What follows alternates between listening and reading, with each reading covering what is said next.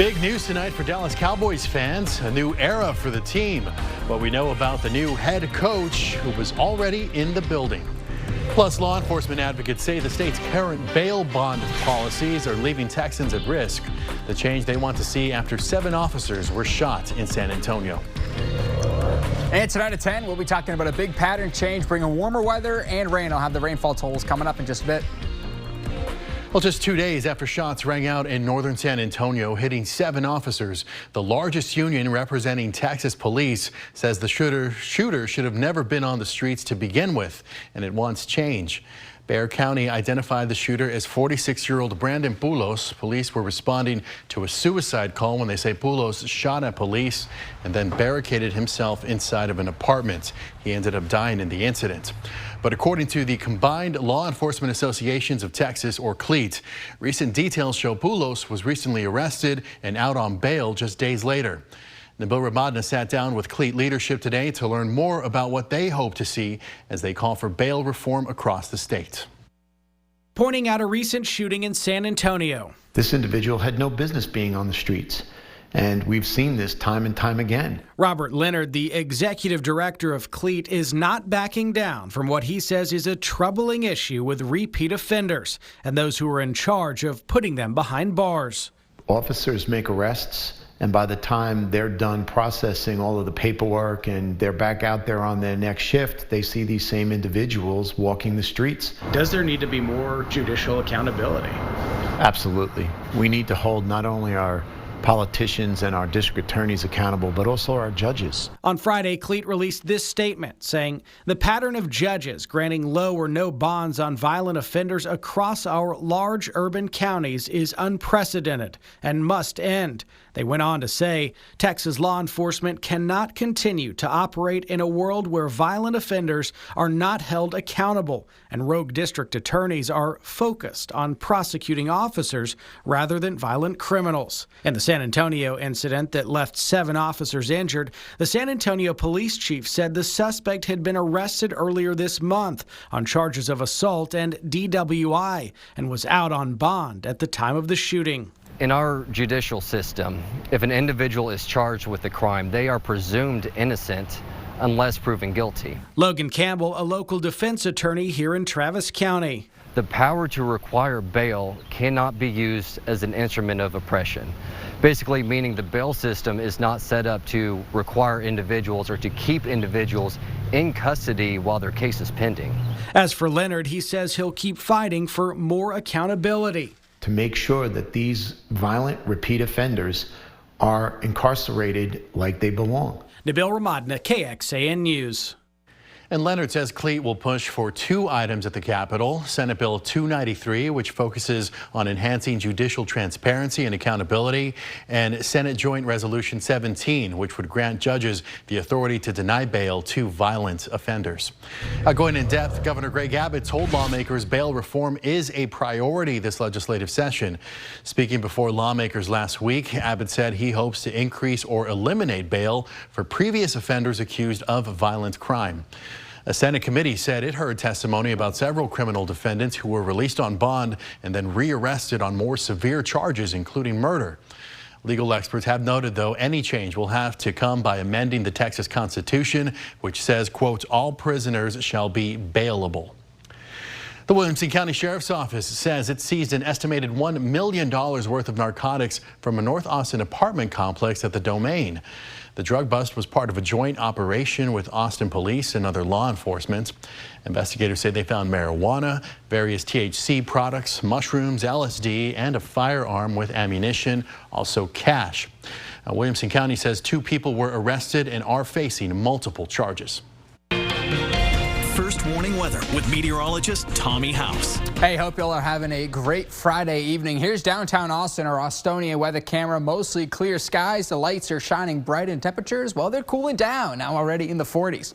Here's how it looks right now. 46 winds out of the south at 5 to 10 miles per hour. Humidity at 30%. The air is just so dry with dew points in the teens. Here's how we look temperature-wise. 34 Marble Falls, 39 out in Harper, 44 in San Saba County, 41 in Lampasas County. I-35 corridor, some 30s and 40s, 39 down in Buda, 43 at the airport, 44 up in Williamson County at Round Rock and Pflugerville, and east of I-35. We're all in the 40s. Throughout the day tomorrow, pretty similar to today temperature-wise, but a little more cloud cover toward the afternoon and evening, and maybe a scattered shower east of I-35. Rain chances pick up tomorrow in the afternoon hours, getting a little bit more steady scattered-wise. Overnight, we'll see our rain chances jump to 50% by Sunday. So a chilly night tonight, the last cold night for a while, and here's what's coming. Clouds as well as rain. We're talking multiple inches of rain on the way through next Friday. I'll show you those latest computer model runs coming up in just a bit.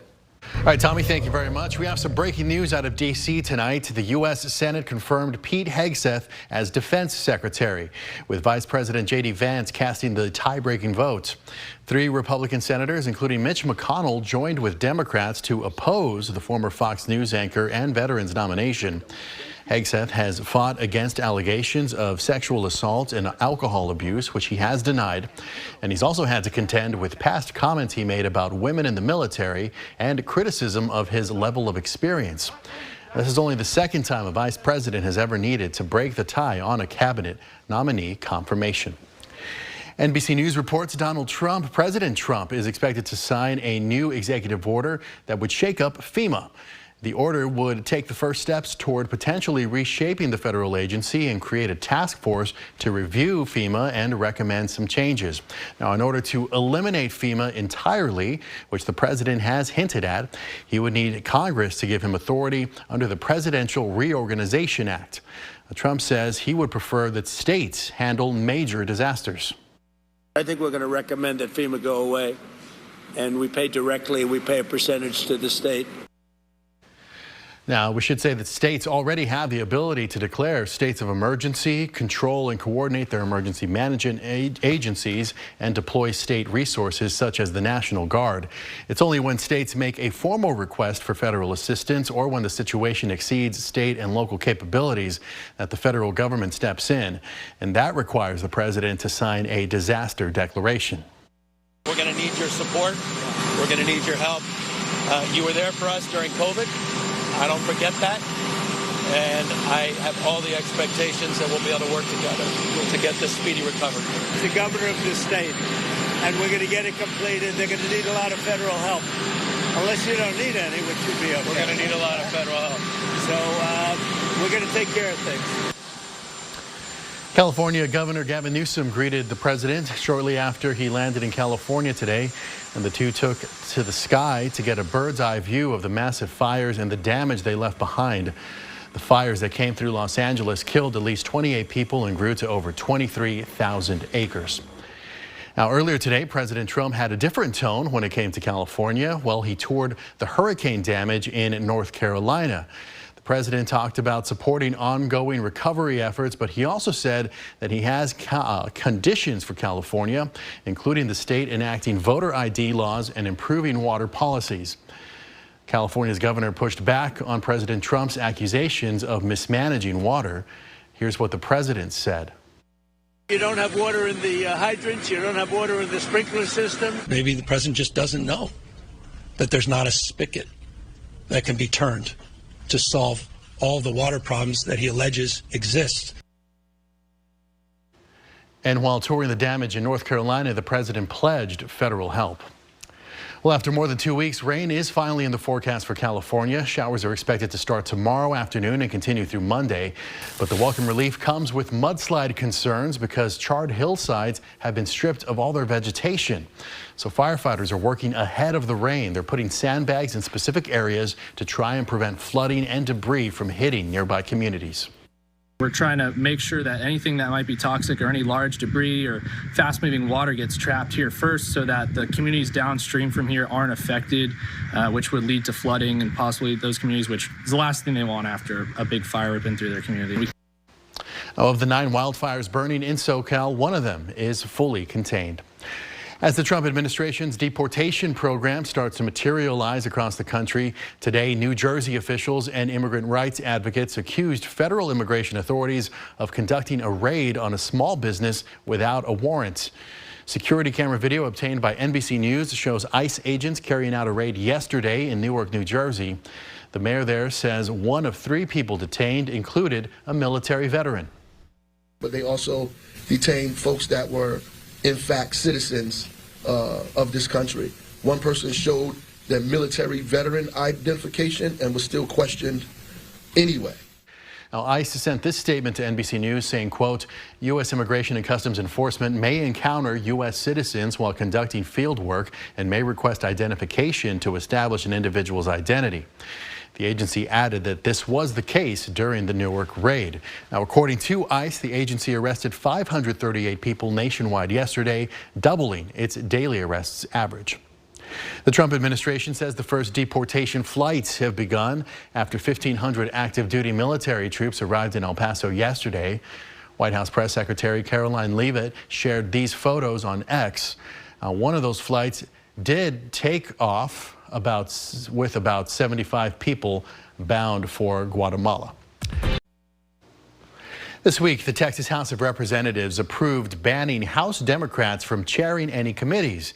And in an ironic turn of events, a majority of House Democrats agreed to these rules, while a group of Republicans who have made it clear they do not want Democratic chairs voted no on the House rules package. The rules now state all committee chairs will go to Republicans and all vice chairs will go to Democrats. Our Dylan McKim explains why this might lead to a contentious session in the House. Any piece of legislation that has a dream of becoming a law must start below the Capitol in a committee, where hearings are held, testimony is heard, and amendments are offered. A bill must move out of the committee to be voted on by the full House, and it's up to the chair of the committee to decide when or if a bill will be considered. The House approved the rules on Thursday, and it says all committee chairs will be Republicans and all vice chairs will be Democrats. It has hurt Democrats and reduced our power, but at least gives us some ability to interact in the process. Grassroots Republicans made it clear they do not want Democratic members chairing these committees, but the Republican House members who wanted this think the rules actually give Democrats more power. Republican Representative Mitch Little said on his X account he believes vice chairs will have the power to, quote, clog up the committee calendars with lefty bills. He and others wanted to offer amendments to the rules. Folks, we're not here to play games today. We're here to get to work. But his Republican colleague, Jared Patterson, filed a motion to end debate on the House floor and vote on the rules without any amendments. His motion passed. It was a move Republican Mike Schofield called the nuclear option, and he warned his House colleagues this option may be used more often moving forward. And I promise you, if you do this to us, we will do it to you. In Austin, I'm Dylan McKim. And the House will now move on to the committee assignment phase. Each member will write down their preferences, and then it's going to be up to the Speaker to make those assignments in the coming weeks. Spirit Airlines says certain clothing and tattoos could get you kicked off the flight. The low-cost airline outlined its dress code this week. The policy says passengers who are barefoot, wearing see-through clothing, or wearing clothing that exposes private areas will not be allowed on the plane or may be required to leave. Spirit also said the policy applies to body art or tattoos that are lewd or obscene or offensive in nature. Those who are asked to leave are not eligible for a refund according to these new rules. Other airlines do have similar policies in place. Right, we had meteorologist Tommy House in for Nick Bannon tonight, and we ended the week on kind of a high note when it comes to temperatures. It was cold the rest of the week. Yes, 60s today, but compared to the 30s we had on Tuesday, it's a completely different game. We have a pattern change on the way. I first just want to recap this week. Look at the temperatures here. 8 consecutive days of colder than normal highs. Going back to last Thursday, how about that? The 16th of January was the last warmer than normal day. Today was in the low 60s, a comfortable and pleasant afternoon. High temperature trend will stay in the 50s for 3 days, then the mid to upper 60s by Tuesday, and rain chances returning for pretty much every single day across the next 7. Finer city here for high temperatures, east of I-35 down toward Fayette County, mid 60s toward Milam and Lee, some upper 50s, hill country as well. We're all in that same category of seasonable afternoon high temperatures. High resolution model builds in increasing clouds through the late afternoon hours tomorrow. Most of Saturday, if not all of it, will be dry. I'm keeping a 10% rain chance for Milam, Lee, and Fayette County here. But overnight Saturday into Sunday, watch what happens. We wake up on Sunday with a lot of rain out and about. Now, it's mostly going to be some showers, not expecting any severe weather or heavy downpours, but we're keeping a 50% rain chance for your Sunday. Tad cooler, high temperature of 55. We have an upper level low that's going to move across the four corners here. First of all, that's bringing a lot of moisture and rain for Southern California, which is great news. This will continue to move toward our direction through the next week. That allows rain chances to stay pretty much elevated until next weekend. So Tuesday into Wednesday, here's the GFS model. Look at all the widespread rain coverage across southern Texas and maybe even some snow for New Mexico and the Panhandle through the end of the work week next week. Also, that heavy rain lasting Wednesday, Thursday, maybe even into Friday. So rain totals could be up to 2 inches, if not more. We'll fine-tune those details here at the First Warning Weather Center. We do know tonight's going to be dry and cold, the last cold night for the near future. The next chance of any sort of Arctic blast, some of the computer models are putting out maybe the second week of February. So we have some time for temperatures to be well above 32. This isn't pipe drip cold, but regardless, bundle up tomorrow morning, maybe for a few hours if you're going for a jog or a walk. Hill country, isolated freeze from time to time. Tomorrow, back up into the upper 50s. We'll keep the increase in clouds through the afternoon hours, and overall on the mild side, kind of like today, it's going to be nice with the sun. And notice the clouds will build back in probably past noon into the afternoon. Winds will be out of the south and light. Watch those overnight low temperatures from the 30s to the 40s to the 50s. High temperatures from the mid 50s to the upper 50s on Monday. I think Monday and Tuesday we're going to be in between two different storm systems here, so we're going to keep that 10% just in case. But Wednesday, Thursday, and Friday, I think that's where the majority of the rain will be in terms of accumulation. We're talking a few inches of rain right now. We'll keep fine-tuning those details on our rain forecast map. It's also another reason why you have to download that First Warning Weather app. It's our beautiful weather app that has radar and weather updates by the hour. This is KXAN Sports, brought to you by Thomas J. Henry. Hey, good evening all and happy Friday. Late breaking news from Dallas Cowboys, who always seem to provide us with some content. They are hiring a new head coach. It's Brian Schottenheimer. He comes from within, been the offensive coordinator with Dallas since 2023, been with the Cowboys since 2022. Son of legendary coach Marty Schottenheimer, been an assistant all over. But now he gets his first head coaching job on a reported 4-year deal. This has all happened pretty quick now once this team has gotten going. Press conference Monday at 11 as the Cowboys introduce their new man. Okay, from Schottenheimer to Schlossnagle. We're on the all-name show, folks. Last season, Schloss and Texas A&M helped take down Texas in the NCAA baseball postseason. Today, Schloss and Texas had their first day of practice on a beautiful afternoon over at Dish Falk Field. They met with the media holding a bat, just a baseball guy, you know, always thinking about the sport at Dish Falk Field. Texas eager to improve off last season and kind of the sour taste in the mouth with how things ended. Almost were able to beat Texas A&M when they met in the regional, but not able to finish the job. Team has a lot of potential now heading into 2025 because of the makeup of the older players.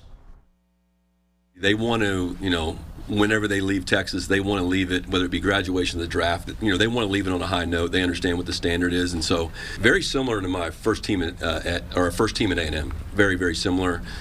Some kids that, you know, they hadn't had a great year the year before, but, you know, kind of that new coach honeymoon period, super hungry. And, you know, that team turned out pretty solid year. So, you know, praying for that.